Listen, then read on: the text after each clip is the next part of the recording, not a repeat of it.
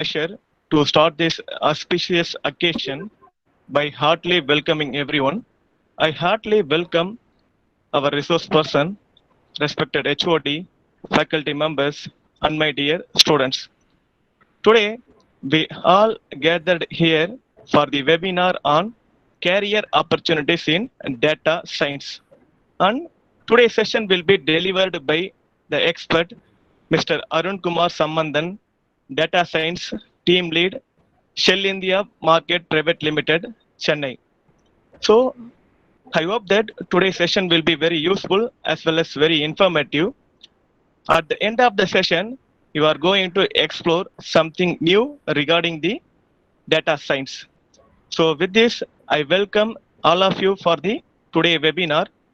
So with this, I welcome Dr. Leela Vinodhan, Director, Center for Skill and Development, to introduce our chief guest. Good morning to all. Hope I'm audible to everyone.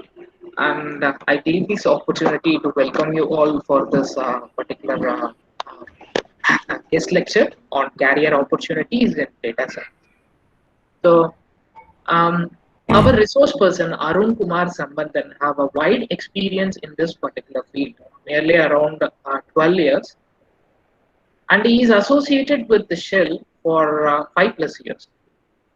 And he had led so many projects which is very vital for the Shell, and he also an active person in leading the team, and he is the right leader, and he have taken his team to a greater height with a lot of valuable projects and valuable asset to the company. I think today he is the right person in the right moment to give us a valuable information regarding the opportunities in the data science.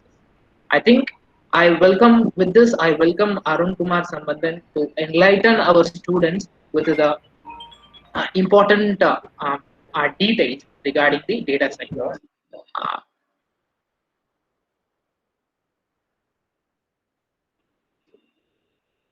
I would like to hand over the session to Arunkumar Sammandhan. I'm just figuring out how to share my screen. Give me a second. Let me know once you see my screen. Okay.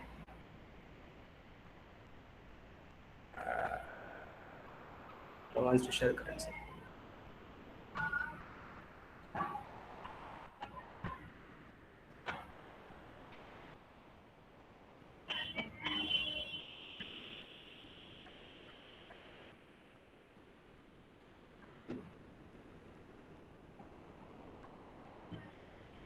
Okay. You see my screen now? Yes, now it is visible. Okay. Am I audible? Yes, loud and clear. Excellent. Thank you. Thank you for the intro and thank you for this opportunity. And yeah, it's a great pleasure to talk to the students and share my experience and the thoughts on what is data science and what are the opportunities lies in the data science and how you guys can explore this particular opportunity and so on. And also another reason for me to be part of this webinar is that I am also a mechanical engineer turned data scientist. So it makes more relevance that I am talking about this particular talk to the mechanical engineers forum. Okay. So with that, I quickly moved to my presentation. Before that, I just want to give a safety for this call. Since we are in the middle of pandemic, I just want to make sure that we take the necessary protocols to keep ourselves and our surroundings and the people safe and sound. Just make sure that you follow all the protocols that's been said here, not only for this call, even beyond this call, I want you to follow those protocols. So let's start with just make sure that your environment wherever you are right now is safe and secure. In case of any emergency, please feel free to stop the call and take or attend the emergency. So don't worry about that. The same applies for me as well. And if any children around, make sure that they have been engaged or they have been attended by someone so that they'll be safe and in the right hands. And in case of any questions, please feel free to stop and ask questions, or you can use the chat box to post your questions. I am also going to have some Menti questions in between my slides to get your responses and thoughts. Please actively participate in that as well. And also, while you taking this call, just make sure that you are in the right posture and using the right ergonomics or the furniture and so on to make yourself to be comfortable for the next round of hours. Also keep water or by your side to keep yourself hydrated and so on. These are the basic safety calls. I don't expect this to be followed only for this call. I expect this to be followed until we get out of this COVID pandemic. Okay, with that, let's get started. Okay, can you please get to this site www.menti.com and use this code and share your thoughts on what the first thing that comes to your mind when you hear about data science. Use your mobile phone or laptop or tab, whatever you have right now. You just go to this site www.menti.com and it will ask for a code. Just type in this code and just feed your responses. What the first that comes to your mind? Anything, it could be anything.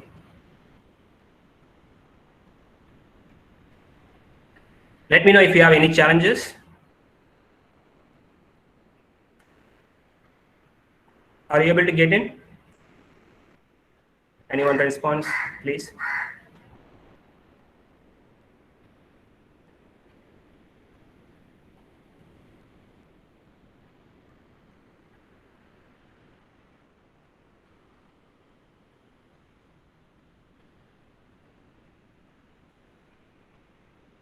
Hello.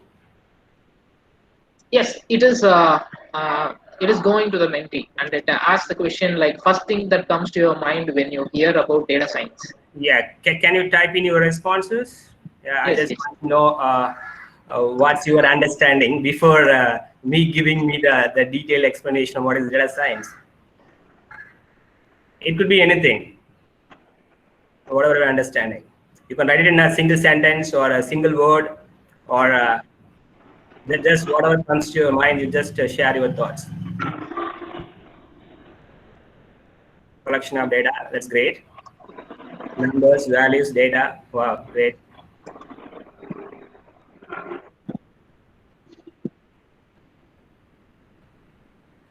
Any other thoughts?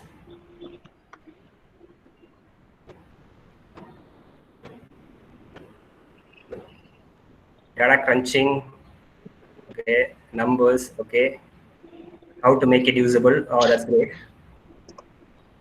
Getting closer.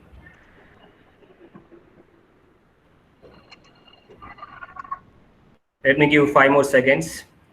Students, your responses will be reflecting on the screen. Yeah. I request the students to submit your responses. Yeah, analysis.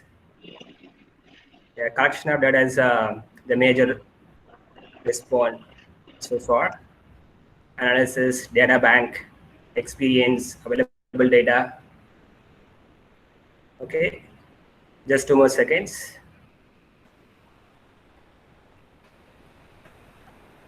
Okay, cool. Thanks for your responses. There is no right, there is no wrong in this. Okay, I just want to understand what's your thoughts before starting the sessions. So thanks for all your responses. Yeah, so you're right.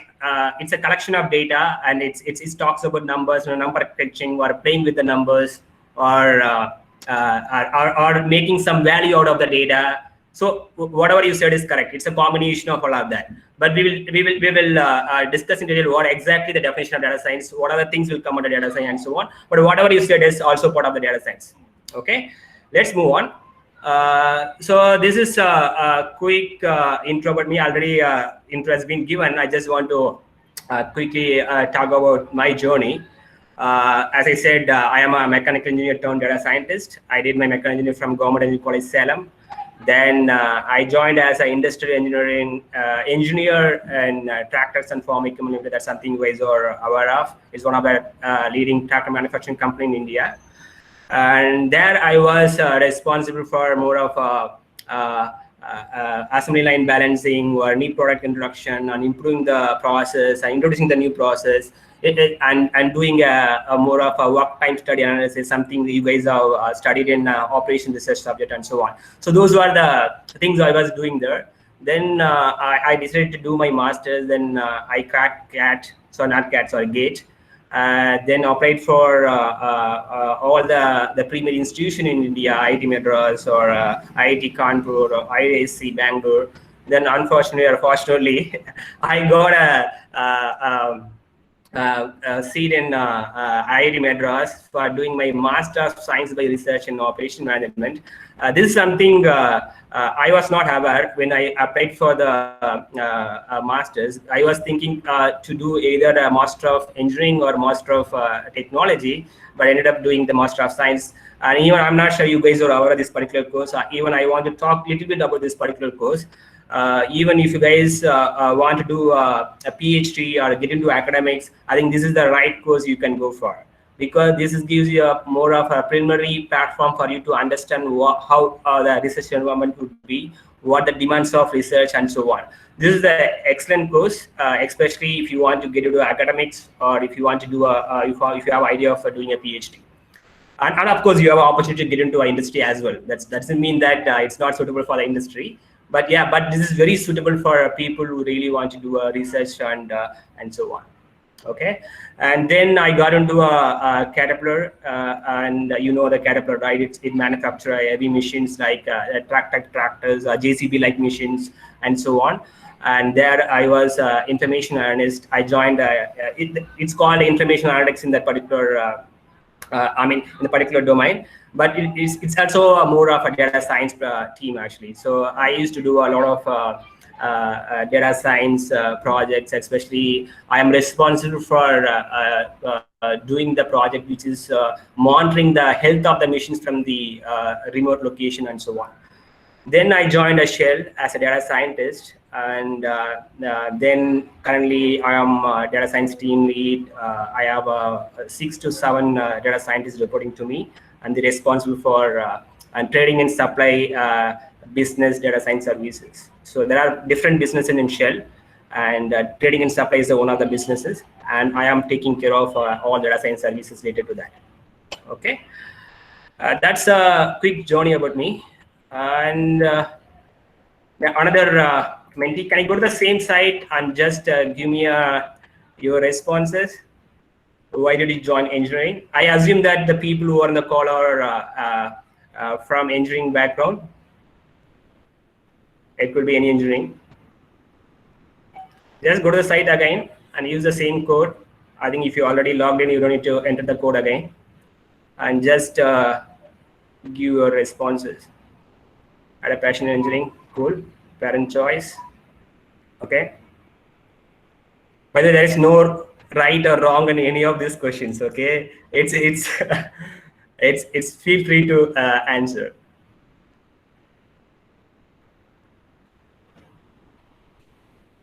Okay, others, okay, that's great.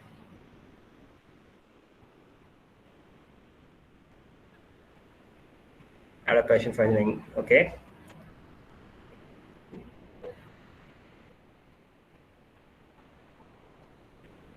I think we have 20 plus folks on the call, right? Let me quickly get a response.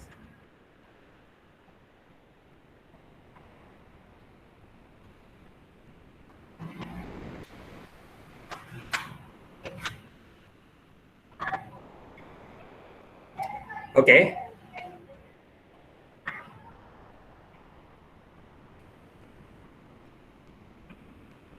Okay, cool, no problem. That's fine. Cool. Yeah. So some of them said they had a passion for engineering. That's the reason they joined. And few of them said that the parents wanted to be an engineer. That's why you joined. And you also have other reasons, right? Maybe probably after 12th, everyone wanted to be a doctor or engineer. But your cutoff, your the 12th cutoff was not good enough to crack a doctor, so you ended up being an engineer. That also could be a reason. I'm not saying that's wrong. Even if you take me, I wanted to do a BSc mathematics. To be honest, my parents did it the other way. That's how I ended up being an engineer. But that's no right or wrong in that. That's perfectly fine. And so even someone said that they had a passion, right? Maybe they really want to do some research, or want to start up a new company in the engineering field, or in terms of getting into entrepreneurship and so on. Could be anything, could be right. So there is no right or wrong in this, okay, right? But thing is that the one thing that we need to be aware, whether you choose in the engineering by passion, or you choose in the engineering by someone's wish or the compulsion, that doesn't matter. Now you are an engineer, right? So you need to understand what are the current trends in the market, okay? So so that you can adapt yourself to the current changes or the market trends, so that you can come up with the flying colors wherever the career you choose. So that's one point I want to highlight. So as the famous saying from Charles Darwin says, that it is not the strongest of the species or the most intellectual of the species that survives, okay? It is the one that is the most adaptable to the change. Okay, this is something very important. It's applicable not only for the career, it's applicable for anything, even for your relationship, even for your education, so whatever. So just keep this in mind. So keep yourself updated, keep yourself upskilled, keep yourself getting to know what's happening in the market, so that you could be ready to face any challenges that comes up in the future. Okay, so that's the reason we are talking about data science here. So now all the engineering companies, or even the other companies, getting into the trend of integrating the data science aspects of things into their current process. So that's the reason I wanted this particular things to be addressed to the engineers, to understand how exactly data science can be exploited to improve the current existing engineering process, engineering product, and so on. One minute.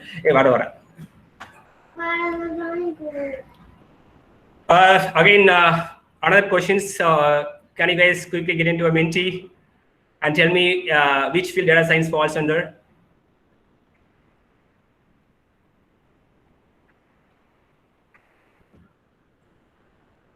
Computer science field. Okay, great.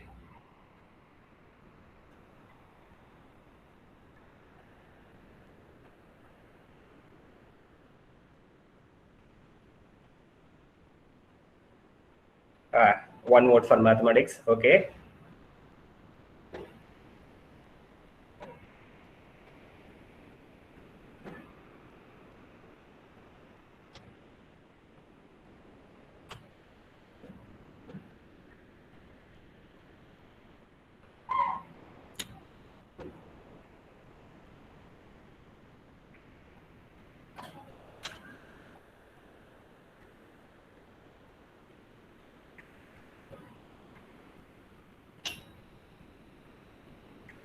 Okay, thank you. Thanks for the input.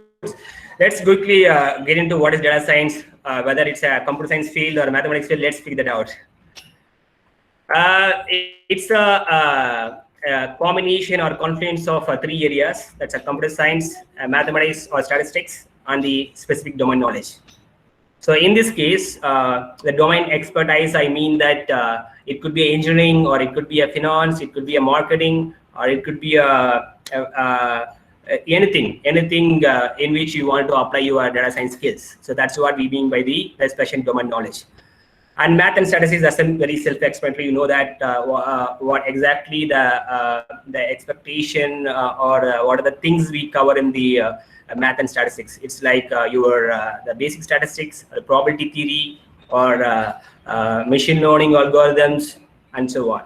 The computer science, we don't expect computer science is a wide area, right? You don't expect everything to be known to you, but there are some major things that is something to be known to any or every data scientist. So that is a basic programming skills, right? So it could be there are some important softwares that's available for the data science, and expect that to be known to all the data scientists. but that's something you can upskill later. But the basic thing is you should be comfortable in programming. It could be C programming, it could be a Python, it could be or anything.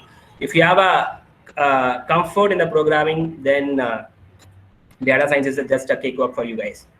Also, the data science also have a different names, or it's been termed in a different names. So big data analytics, or business analytics, business intelligence, machine learning, artificial intelligence, deep and reinforcement learning. There are many names that's been used actually, but we can use any names interchangeably. There is not a much difference actually. There are slight difference, yeah, there are slight difference, but these names are used interchangeably in the market. So, but all of them are related, all of them are more or less same. There is not a much of difference. I'll talk about that also in later point of the presentation. Any questions so far?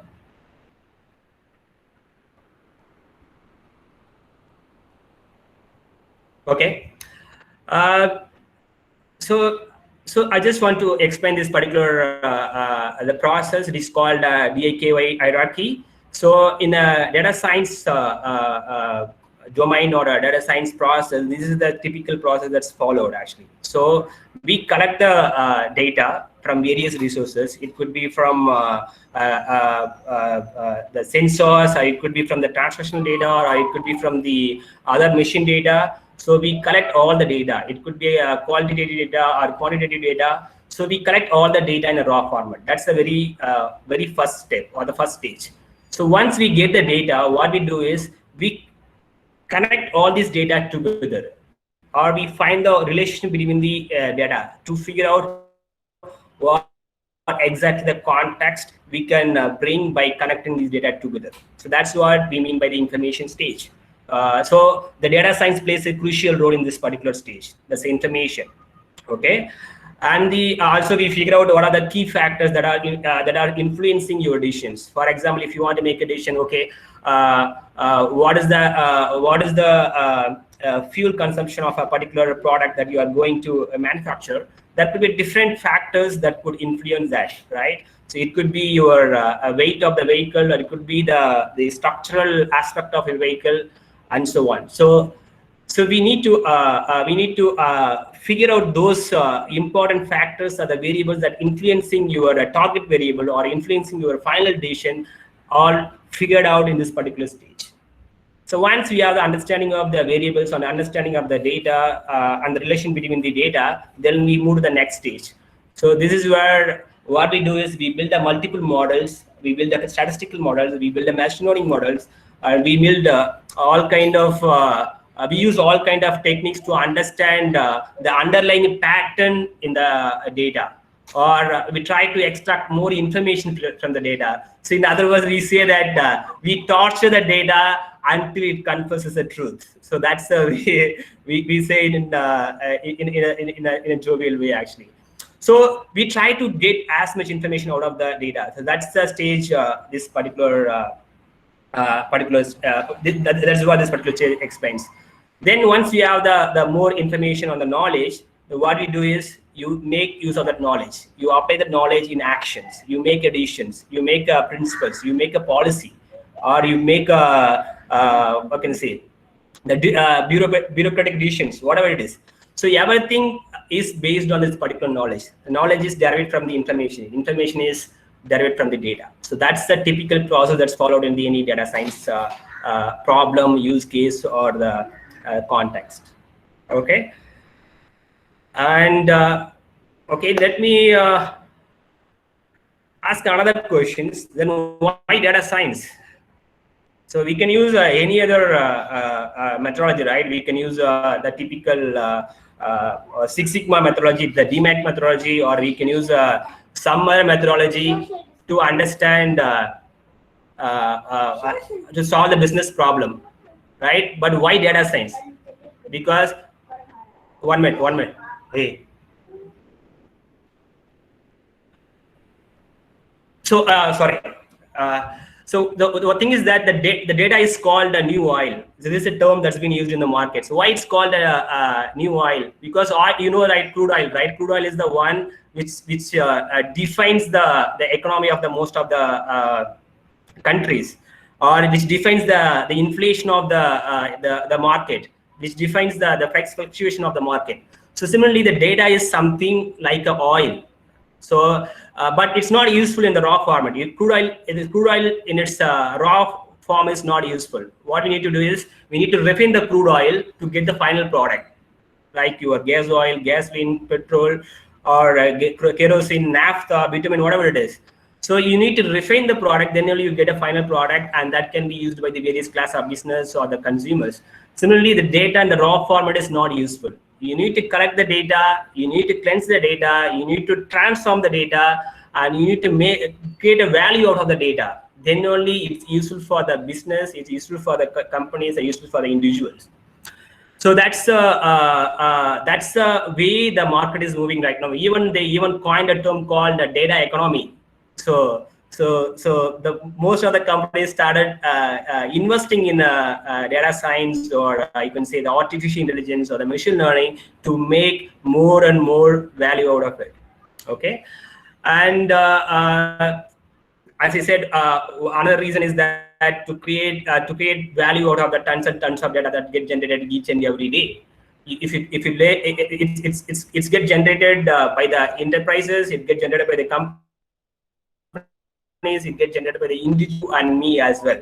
If you are on a Facebook, you are LinkedIn, or even if you're on Google, whatever it is, all this platform captures your data, captures your preferences, and based on that, it uses its preferential algorithms to give you the advertisement to make you buy those things. So the data is one thing which helps the enterprises to create more value out of it. And also the third thing is that to enable the data-driven, scientific and informed decision making. So why this is important? In the current ways of working, what the engineers or the data scientists or the leaders do is they go by their gut feeling. They go by their experience. Based on the experience, based on the gut feeling, they make any decisions. But that's something not a foolproof, right? You can end up in a wrong direction or in the wrong side. So what you can do, you need to have some kind of scientific evidences to support your decisions. That's what the data science does here. It helps you to make an informed decision based on the science rather than just based on the gut feeling. So that's another aspect why I need to go for a data science. And of course, create a better customer experiences. You can understand what is the preference of your customers, or the feedback. Based on the feedback, you can understand what exactly the requirements of customers. Based on that, you can deliver better experiences, better products. So those things are can be captured through data science, can be delivered through data science. That's why the data science is very important. And another thing is that data science is not confined to a particular domain, right? So if it's engineering, okay, there are different industries, the process industry, automobile industry, let's say the product industry. These are the industries fall under, let's say, engineering. And similarly, the banking, insurance, and these other companies will fall under the finance. But data science will not fall under one particular domain. Actually, it's a more of an enabler. It gets used across different domains. It gets used in a manufacturing. It gets used in oil and gas, like Shell, Chevron, and Total, and it gets used in a finance companies like the banking sector, insurance sector, and trading, and so various other fields it gets used. And of course, the healthcare. Healthcare is the one typical example which is relevant to our current pandemic as well. The statistician, we call it the biostatisticians, they use clinical data to figure out what are the symptoms which leads to a particular disease, how they can address or predict the disease in advance so that they can give a better treatments to those patients. Those are the things can be done through data science, and it's all in progress actually. So it's all happening actually. So that's the reason that data science is very powerful, because it can be it can get mounted on any domain. So it can't restrict to one particular domain. That's another advantage of data science. And of course, the cost reduction and the fast and better decision that brings to the table. So So those are the reasons why companies are moving towards data science. So earlier what happens is there are IT companies or the service industries that provides these kind of analytical services or data science services to the major companies. Now what happens is most of the companies wanted to build their own data science team. It's called a captive units. There are two reasons for that. One is that they want to reduce the cost, because by outsourcing the analytics services, you need to pay more cost to the service providers. If you do the same thing in-house, you can significantly reduce your cost. That's one reason. The second reason is the data privacy. If you share your data with your service providers, there is a possibility that your data get leaked. And some of the data you can't even share because those are very confidential data, very red data. You call it as we call it as a red data, which can't be shared. So what we need to do is we need to have a data science team inside the company which can use the data to get more insights or more value or more insights out of it. That's the reason that companies are moving towards setting up their own data science team. Okay, I think these are the reasons why the data science is important, why we need to talk about data science right now. Yes, it's a buzzword in the market, but there is a need for it. That is necessary to know about that. Okay, and same questions. Why the hype around data science? Okay, I understand. Okay, there are valid reasons to move towards data science, but this seems to be a more hype towards data science. So is this really a true this is a true market sense, or is this something over hype of the data science? Yes, probably people like us, data scientists, are bit exaggerating the. You can think that bit exaggerating the things, but the thing is that these are the facts, right? The data science roles have grown over 650% since 2012.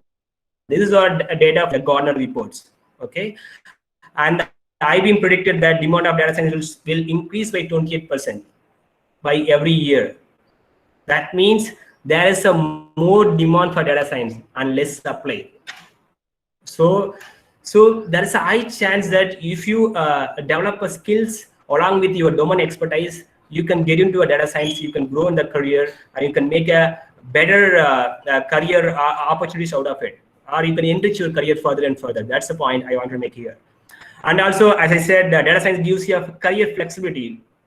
As I said, it's not restricted to a single domain. Whether you are a mechanical engineer or IT engineer or a biotechnology, it doesn't matter. Everyone have an opportunity. Okay, so because if you are a mechanical engineer, you can get into a companies like Ford, or you can get into a Caterpillar, because there are some things that are relevant to engineering. Also, you have a data science skills, so it acts as more of complementing each other for the company. So they look for those candidates. For example, in a Shell, we look for engineers with a background of chemical engineering, because we deal with the oil and gas, right? So people who have a chemical background, chemical engineering background, they understand better about the chemical process, chemical systems, how the chemical reaction works, and so on. So these are the reasons why engineers can venture into data science. Okay, of course, the fourth reason is the very important one, the high paychecks, right? That's also very important. It's not about only the job satisfaction or the patient or whatever it is. You also need a better monetary benefits, so that you can keep yourself motivated and keep your family and the surroundings safe and secure and economically sustainable and so on. So this particular field pays you well, and there is a high chance that you can grow faster in the field, as if you keep on improving your skills, keep on learning, or keep on delivering. There is a high chance that you can grow faster and you can improve your pay packages as well.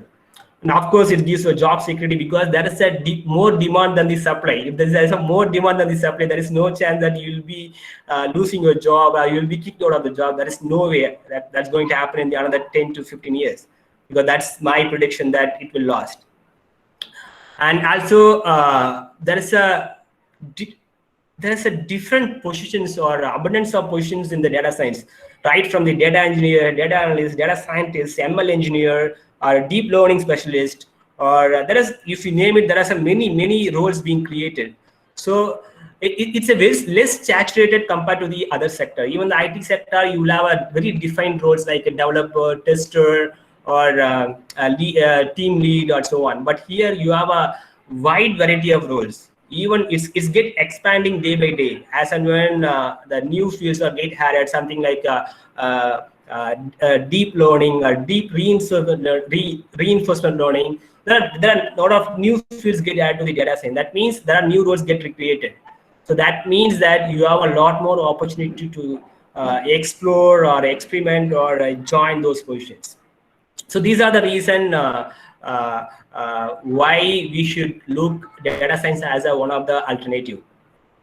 Okay, and then there's the classic question: who is a data scientist? Then I said there is no clear definition for a data science, right? Simply, there is no clear definition for a data scientist as well.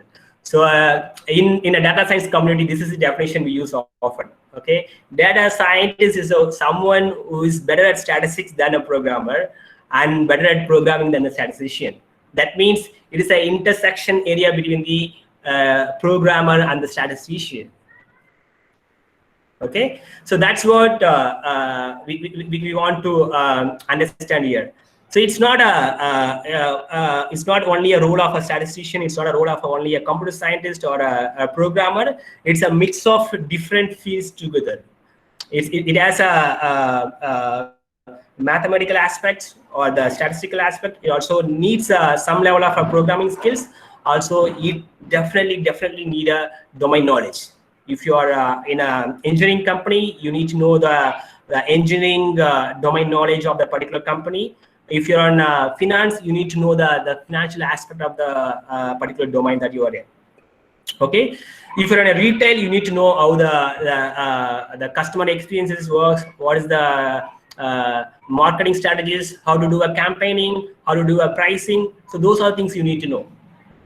So all the things are equally important, but it doesn't mean that you just because I'm a computer scientist, I can claim myself to be a data scientist. No, it's not possible. Okay. Similarly, I am good at statistics. I have a degree in MSc statistics, so I can claim myself to be a data scientist. No, it's not possible. You need to be equally skilled, or you need to be I can say moderately skilled in all three areas, so that you can claim yourself to be a data scientist. Okay, and here I can see the infographic which tells about what are the different backgrounds from which the data scientists come from. 20% of data scientists come from the computer science and 90% from the statistics and mathematics, and those are very evident because those are the key things key things used in data science, right? And similarly, the people 9% of the people come from the engineering background, and someone like me. And there are other people as well slowly getting into data science actually. So if you remember 2000 or 2003, 7 times, anyone who have a degree in engineering or arts and science, they can get into a IT industry, right? I think that's a scenario will come in future. So anyone who have a degree can easily get into any degree can get into data science. Just that they need to have some logical thinking, some analytical intelligence. These are the 2 key things we require. But the rest of things you can pick it up anytime. And picking up a statistics or picking up programming is not a tough task at all. You guys are mechanical engineers. You guys studied more tougher topics than this. Actually, you guys studied the inertia, bending moment, thermodynamics, fluid mechanics. You know, right? So those are more tougher than these topics actually. So these topics are more of a child play for you guys, or something of a more cakewalk advice. If you guys really, but one thing that's very important is that you need to have that appetite to play with the numbers, or you need to have an interest to crunch the numbers. You need to have interest for mathematics or the programming. So if you have an aversion towards the programming, if you have aversion towards the mathematics, yeah, it's not a cup of your tea. Okay. So yeah, that's about who is data scientist. And so these are the companies that use data science extensively. You guys know that. Facebook, Google, Amazon, Shell. I just want to use my company as well. Uber and Pfizer. You guys know what is Pfizer? I think Pfizer is the one who first discovered the vaccine for COVID-19. And it has offices in Chennai as well. And it's looking for a lot of data scientists these days. So it's a biostat company.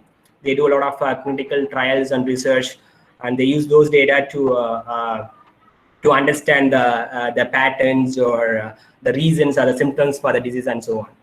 So those are the companies. Also, you have a service provider as well, data analytics service providers. You have a Tiger Analytics, you have a Latin Analytics, you have a Genpact, you have a IBM. So these are the these three companies are more of a data analytics service providers.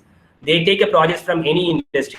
They take a project from retail, finance, or banking, or manufacturing, and they work like any IT industry, and they deliver the solutions. Right? But these are companies which have a captive units in the company itself. They have their own data science team.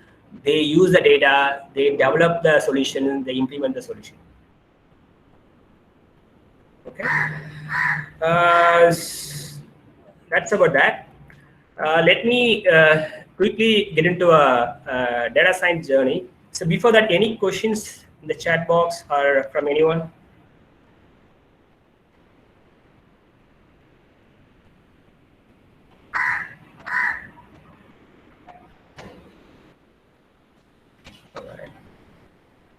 Hello, am I audible?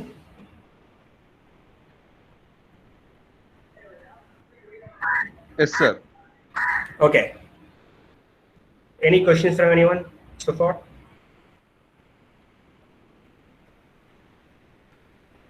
Okay. Let's move on then. So this is the typical data science journey that any company or the industry takes, right? So they start with the typical data collection process. Then they move to a next process called creating a standard reports or the dashboards from those collected data. And then the next stage is the predictive analytics, or we call it as an insight generation. So based on the collected data, they try to predict the future, what's going to happen. Something like what will be my demand for the next month, whether when the machine is going to fail, whether the customer is going to churn or not. So these are the future predictions they do with the data. That's the second stage. And the third stage, once I have a past data, also I have some understanding of the future. So I want to make a best decision out of it. How to do that? Use optimization. So we use OVA techniques or simulation techniques to understand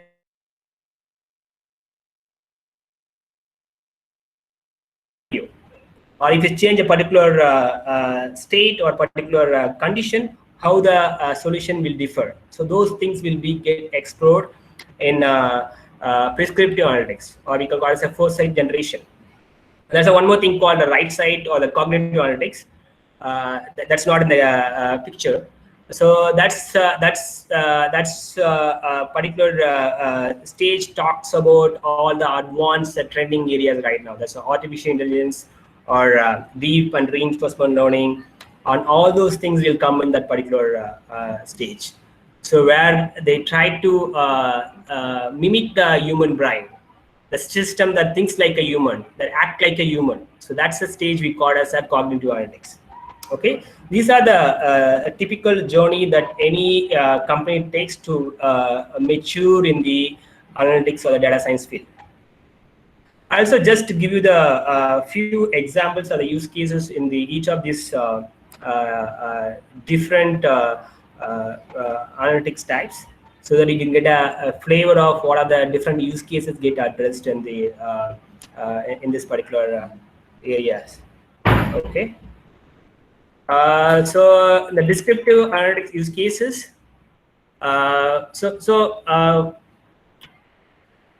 earlier, before the data science boom or whatever it is, so the what leadership team do is they get a monthly reports from the teams to understand their performance, key performance indicators like what is the production for the month, what is the quality issues for the month, what is the revenue generation, what is the sales volume.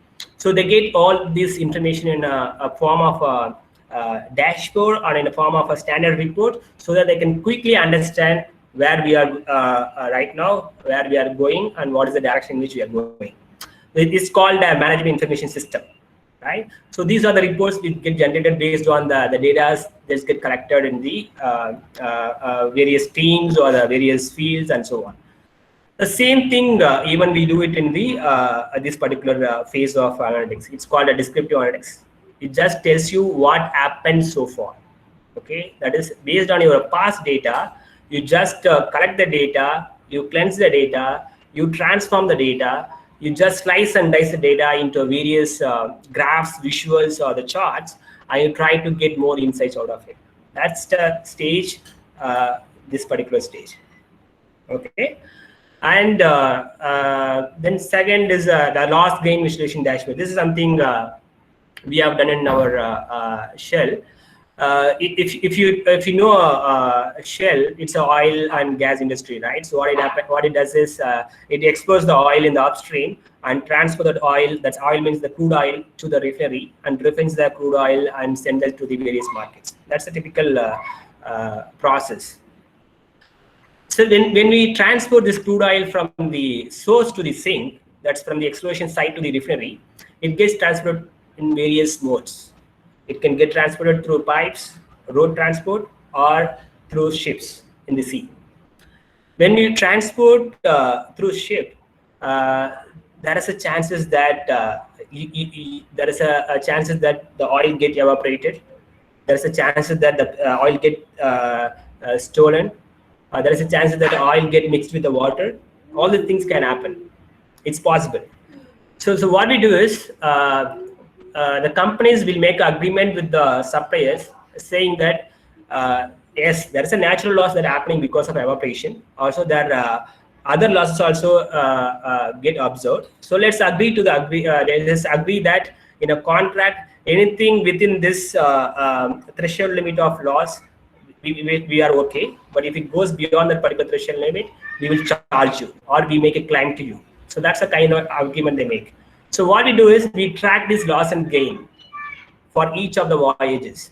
So and we give this reports to the management or a particular team, so they can go and make claims to the supplier. So basically what we do is we just collect data. That is what happened. And we slice and dice the data, and we get the insights, and we provide the recommendations to the team, and they will act on those recommendations. Okay, but otherwise we are not building any model. We are not using any techniques in this particular stage. Similarly, sales and revenue reports. If you are a retail manager, if you want to know what is your sales and revenues by end of the month, you look for a standard report or the dashboard to quickly understand the different key performance metrics. So that's what we do it here.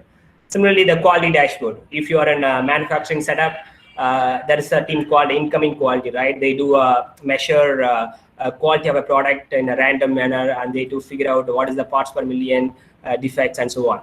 So those things also get captured in a standard dashboard or reports, and they get used or consumed by the leadership team. So if you look at overall, in this particular stage or the step, what we do is we use the existing data, whatever existing in a various formats, in Excel format, it's in GSAP data or whatever it is. We use this data and we connect those data and we create some value out of the data. That's what we do in this particular stage.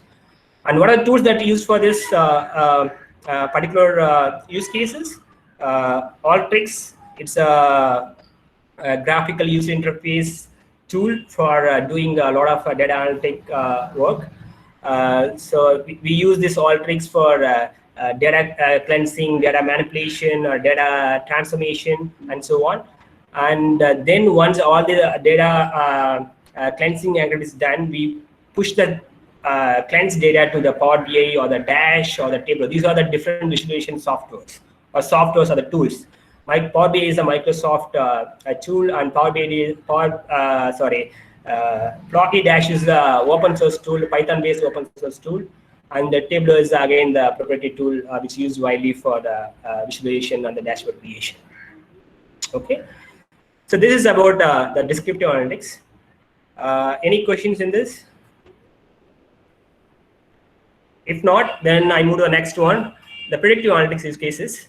As the name explains, it takes care of any predictive use cases in this particular stage.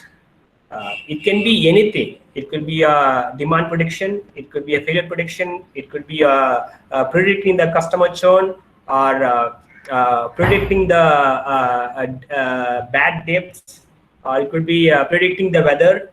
It could be anything. So any prediction can be addressed in this particular stage. Or you can say you can use algorithms to predict your objective function. In this case, let's assume, let's go one by one. Machine failure prediction. What is machine failure prediction?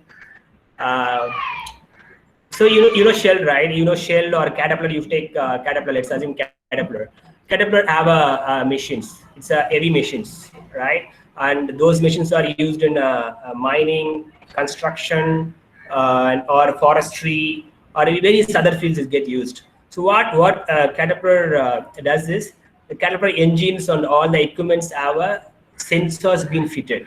It's a fully electronic engine. So what the sensors does is, these sensors feed the data back to the databases. That is, each and every seconds, it senses the temperature of the engine, or it checks the level of the engine oil, or it checks the what is the speed at which the vehicle is running right now, or how many times the operator is changing the gear lever. So everything is sensorized. So this sensor will stream the data back to the system. So those data get collected, and we use those data to build the models. We build a statistical model, or we build a machine learning model. We build some time series or a prediction model to understand what is the health of the machine right now. Okay, for example, if there is a use case where you want to understand when the machine is going to break down, or when the machine is going to stop, so what you can do is you can understand the symptoms before it get breakdown, right? It could be symptoms like the air filter choke, or it could be symptoms like there is a high temperature observed in the engine, or it could be the nozzle get broken. So it could be anything, right? So but the sensors give the data, so we use those data to understand whether these are performing within the expected limits, or it is going beyond the limits. If it's going beyond the limits, we raise the red tag or the red flag, and we alert the engineers so that they can address the failures in advance to avoid any catastrophic failure. So the same thing. It's the same thing like your doctor does in the hospital, right? They do measure the various vitals of your health. They do measure your heart rate. They do measure your pulse rate. They do measure your oxygen level, and they keep monitoring your health by using those vital parameters, whether how exactly you're responding to the treatment, right? So that they can avoid any kind of fatal incidents. So that's the same thing. We just use the same kind of a methodology here. By using the data, we try to predict the machine failures in advance, using the patterns that observed in the historical data. Okay, and then the next one, the predicting the talking in the eyes.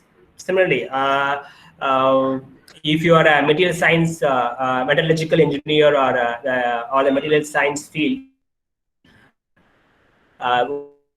what people do is that they mix different metals and they do test what is the toughness of the material, what is the breaking point of the material, what is the ductile strength, and various other the physical properties, right?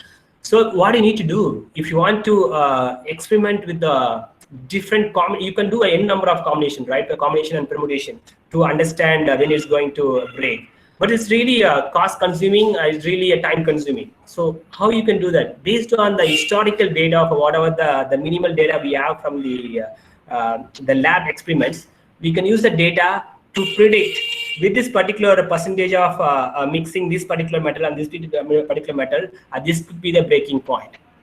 So you can predict that. Machine learning algorithms will help you to predict that. So you don't need to do everything manually with the experimentation. If you just need to do some level of experimentation, then you can use the algorithms to predict what could be the potential breaking point for the new alarm.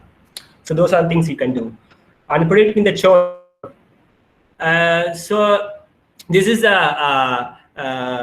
understanding the behavior of the customers. Before the customer churning out, if you figure out the reasons or the behaviors of the customers, like giving a negative feedback or decreased in sales, or not turning up often for the buying the product, so they can what they do is they understand, okay, this customer is going to churn. So what they can do is they give some offers, they give some promotional offers or rewards. So these are the things all these e-commerce companies does. Actually, they understand the customer behavior and from the data or from the purchase history, and based on that they'll try to make them to be loyal customer to them. And the fourth one, the bad debt prediction. So again, you know that, right? So all the banking industry or the financial companies, what they do is before offering a loan, they do check a lot of parameters. One thing is that they check your CIBIL score, they check are you married or unmarried, you are living in a urban area or a rural area, what is your annual salary, what is your age. They look at all these parameters before offering the loan. The reason is that they have an algorithm in the back end to predict what is the possibility that this particular guy end up in a defaulter list.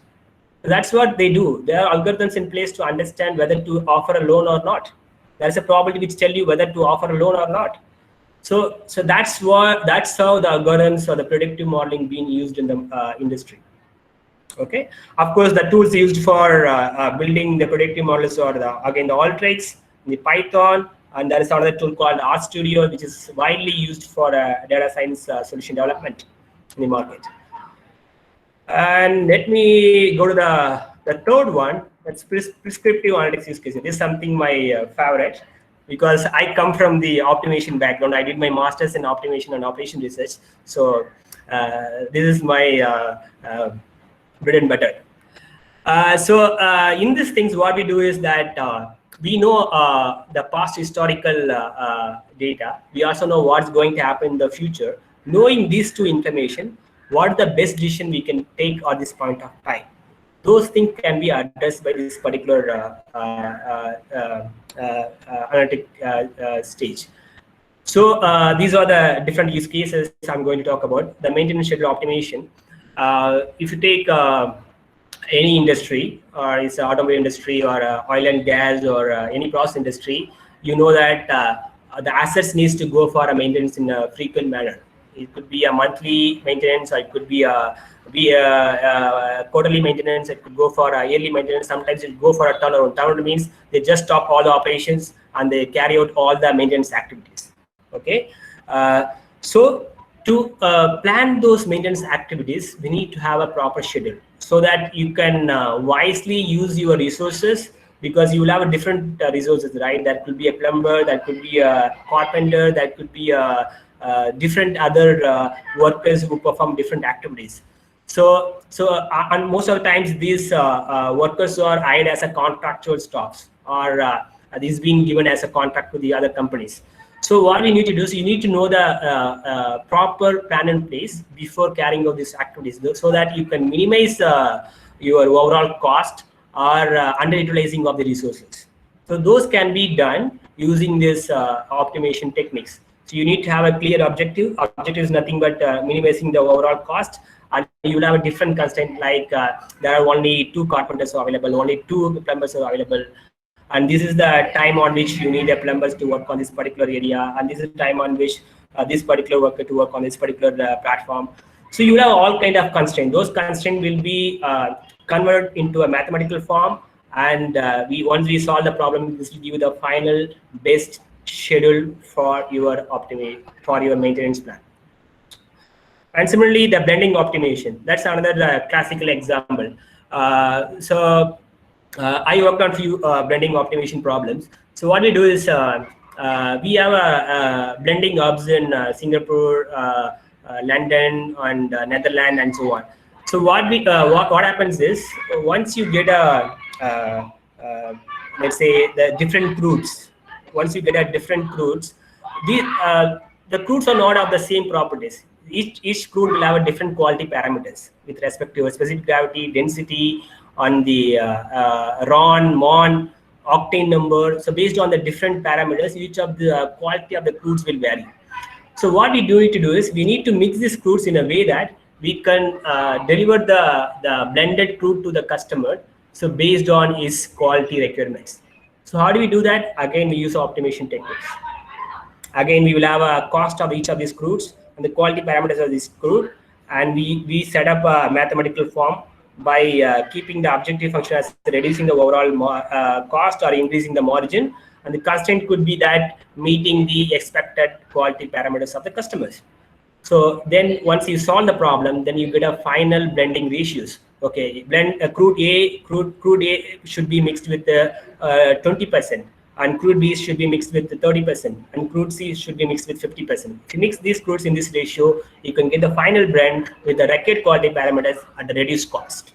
So that's how we solve the problem.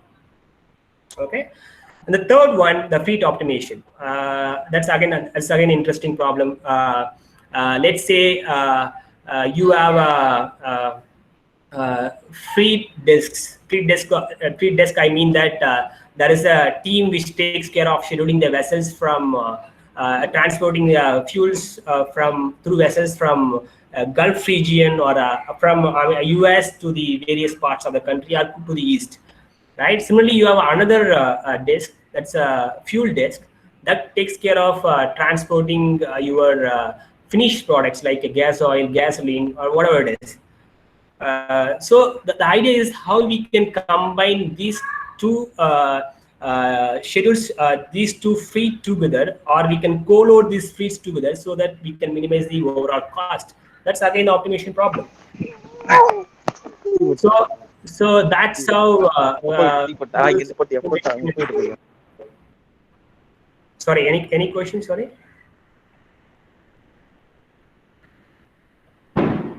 Okay.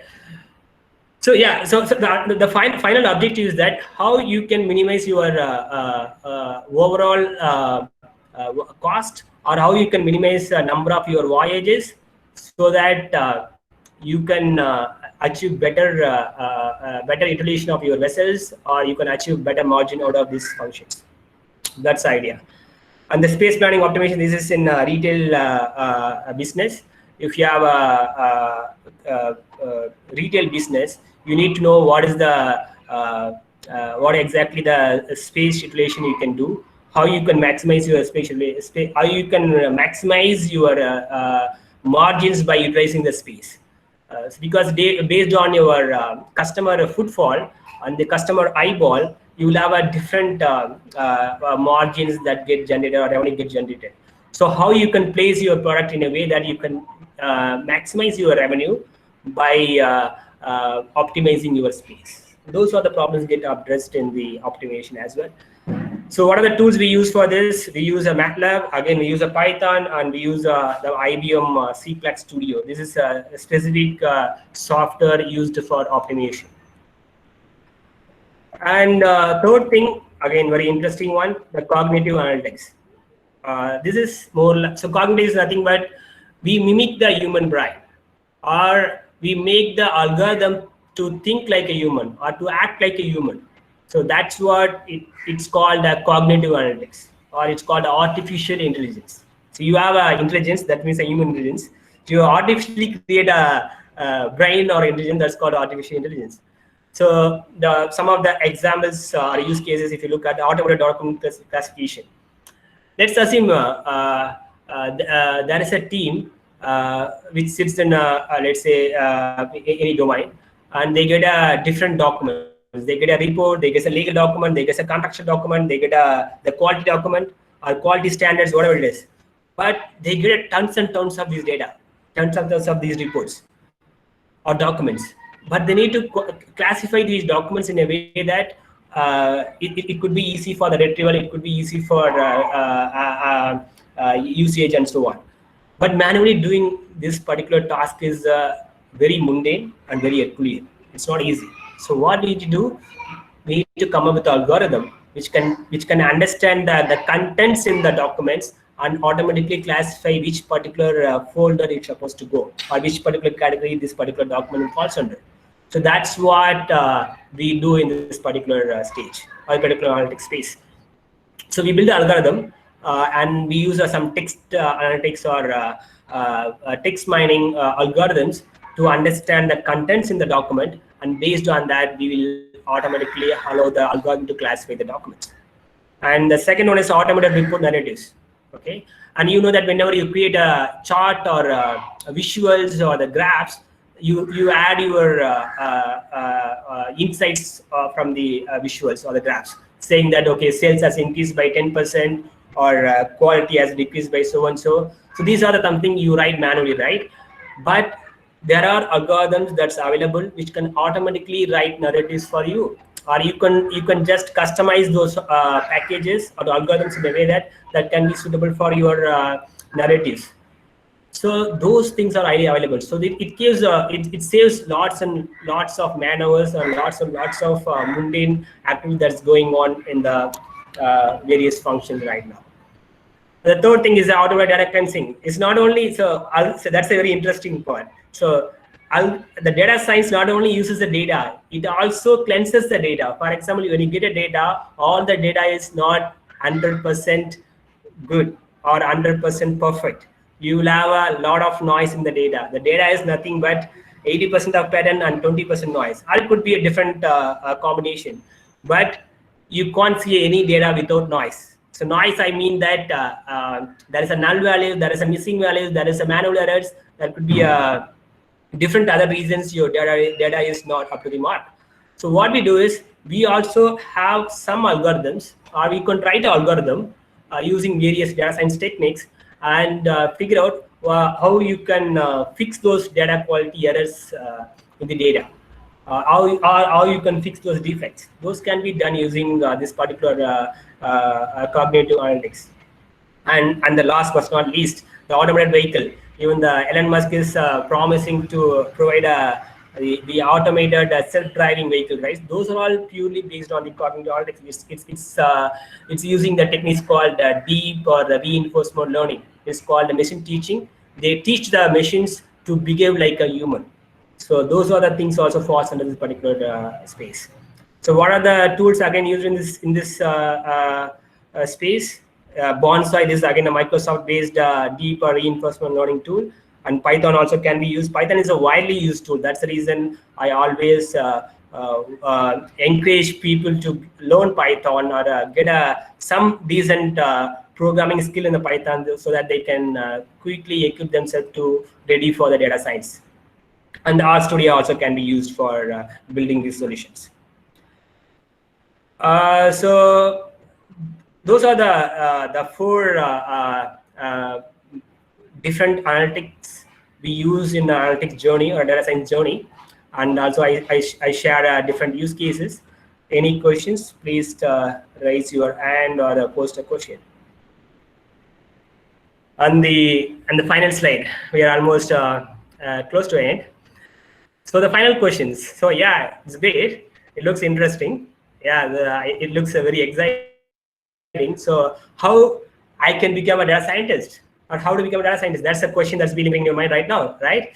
So the statement is very clear. You already have a domain knowledge. You are very good in your domain. That's my understanding. Being a mechanical engineer, you are very good in your domain like it's thermodynamics, or it's fluid mechanics, or it's automobile engineering, whatever it is, you are good in your domain.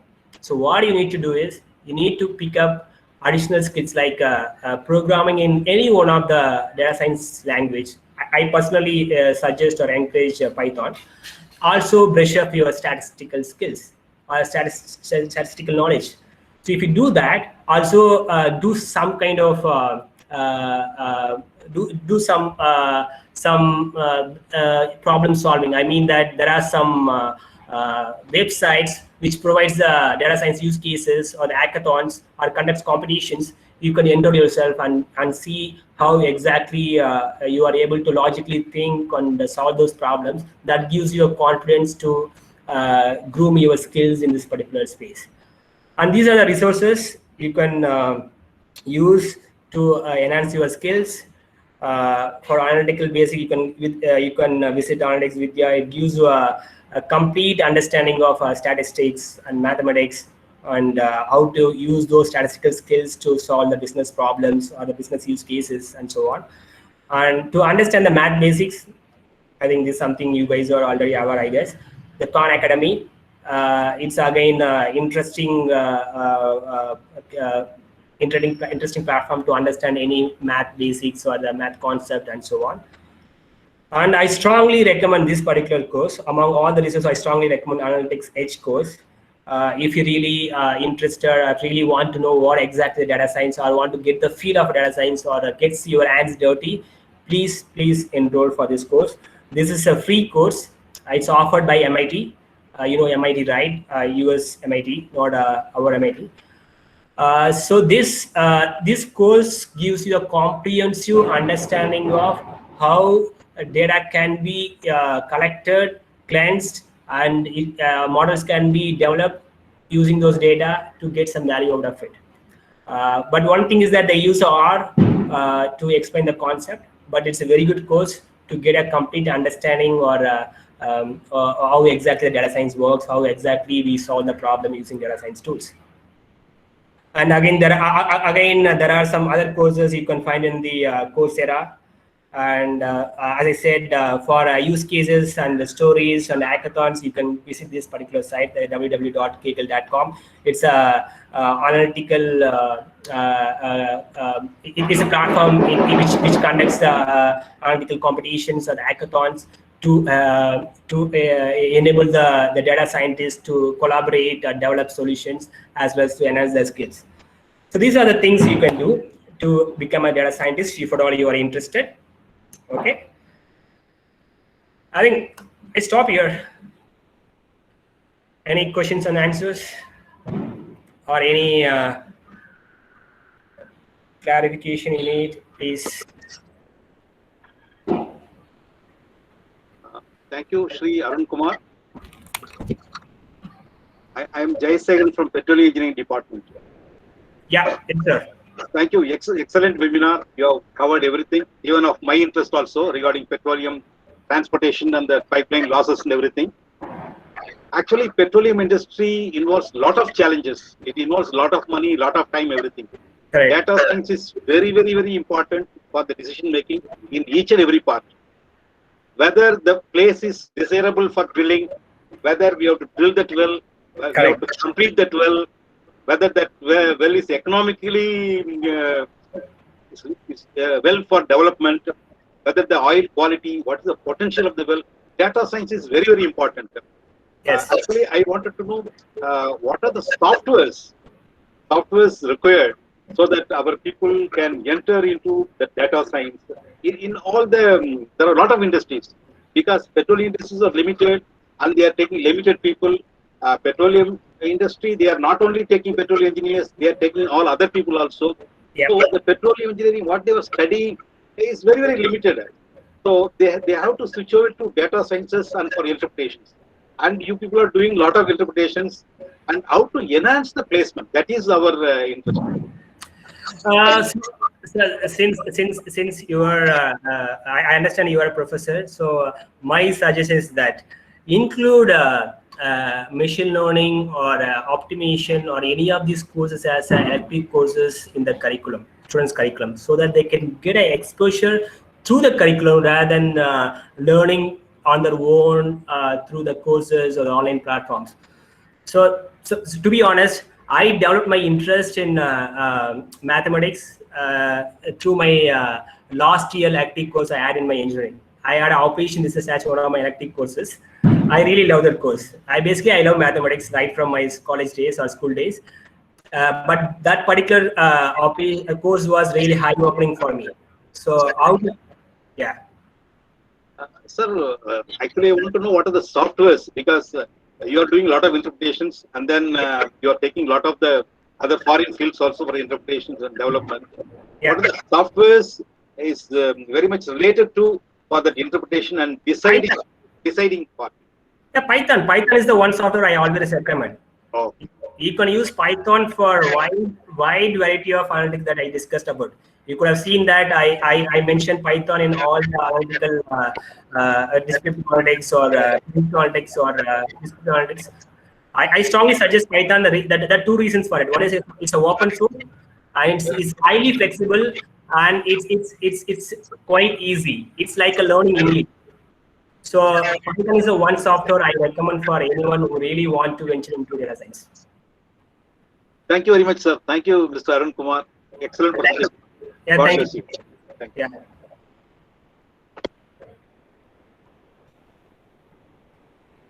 With pandemic in full swing and the world recession, marine engineering student can look into this opening. So what they should do, enter into the show shop in the shipping. That's a good question. I'm not sure what other things get covered in marine engineering curriculum. As I said, the future is going to be data science. That means it doesn't matter what background you come from. As I said, in 2000 or 2003, anyone with a degree, it's an engineering degree or arts degree, get into a IT sector, and they train the people and they give the job and they make sure that they are ready for the project that they're going to work on. Similarly, it doesn't matter where you are come from and which background you come from. If you have an interest, these are two things are important. If you have an interest to play with the numbers, and if you are comfortable doing the programming, it's a basic program. You're not going to do a high-end programming that the computer scientists, the IT engineers are doing. No, you're not going to do that. It's a very basic programming, like something more of the C programming or something more of a very simple programming you are going to do. You are comfortable in these things. Also, you have some logical thinking or analytical intelligence. If you think, I think everyone have that. Then you are fit for, or you are ready for the data science. That's it. You just need to acquire a few skills. So, as I said, you can learn Python. There are a lot of online free courses or free platforms. You can go and enroll yourself, and you can enrich your skills. And yeah, so those are things you need. It doesn't matter which background you come from. But if you really want to get into no, I want to get into data science, but I also want that to be related to somewhere related to marine engineering. Yeah, you need to look for those industries. There are some industries which does a lot of the vessel or ship handling or what are the ship scheduling and so on. You can get into those industries with your data science skills, so that it will be relevant to your background. At the same time, you can use your data science skills.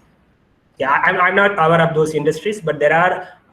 The point is that all the industries started exploiting the data science, started using the data science, started building their own data science teams. So everyone have the opportunities. So, but you need to explore those opportunities, where exactly it lies and so on. Okay, hope that answers your question, Radhakrishnan. Anyone? Thank you so much. Thank you so much. Very nice. Excellent presentation. Very interesting. Very good opening. Thank you, sir.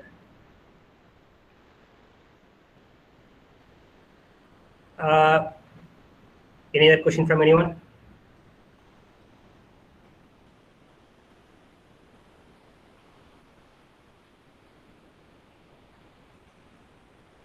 I don't see any questions from students. Come on, guys.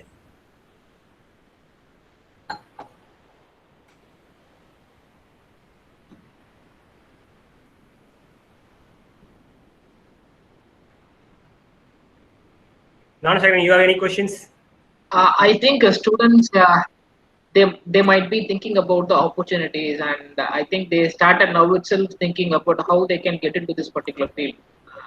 I Oh, think that okay. might be the reason they are not asking any questions. Okay, that's great. That's great. Yeah, you can also reach out to me in person. I also will share my email ID with Nanashakaran, and you can get in touch with me to know more about this, or to understand how exactly you can explore this opportunities and so on.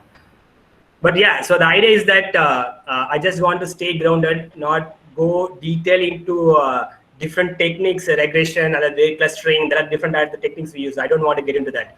I just want to give you the high level view of what is data science, how exactly it can be used, how the engineers can look that as one of the career opportunity and so on. That's the intent and agenda of this session. Hope that address this.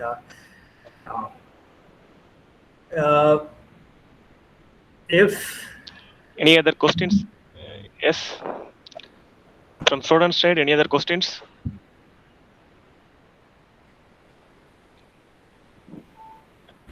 I think no question from student side. If there is no question, I just want to get at least the feedback. Can I go to the mentee again and tell me whether it's a useful or not useful or something to think about?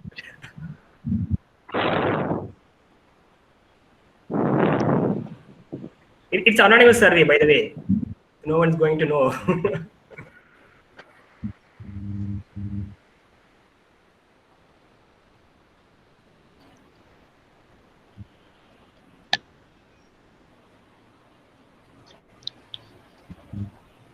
Okay.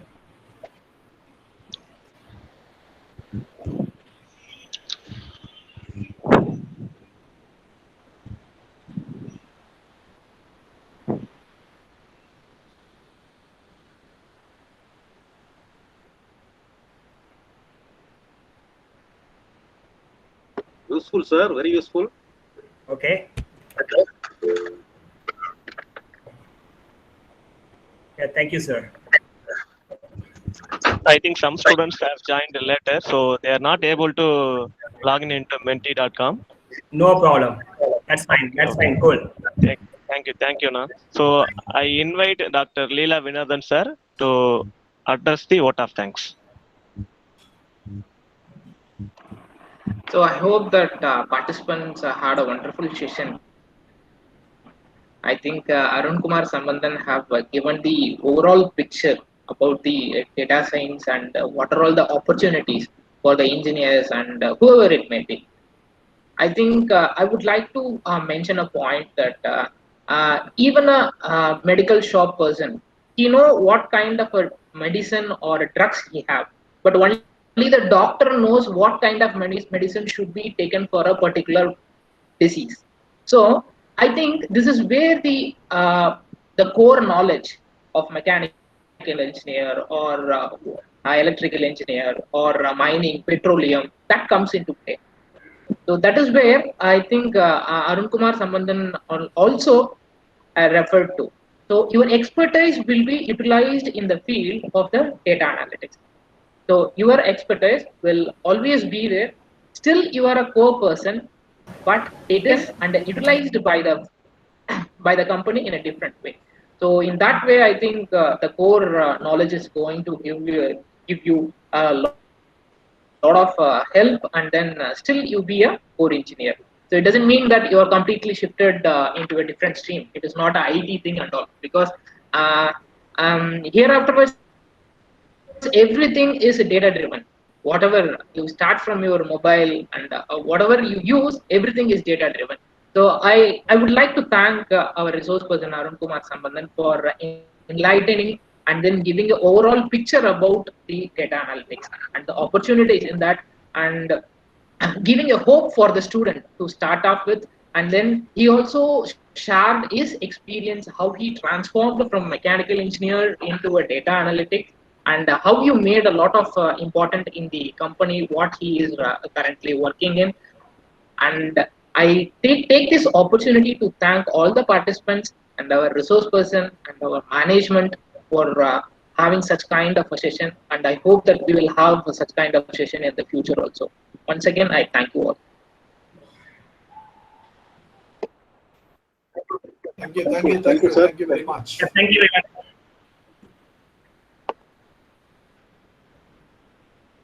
Thank you.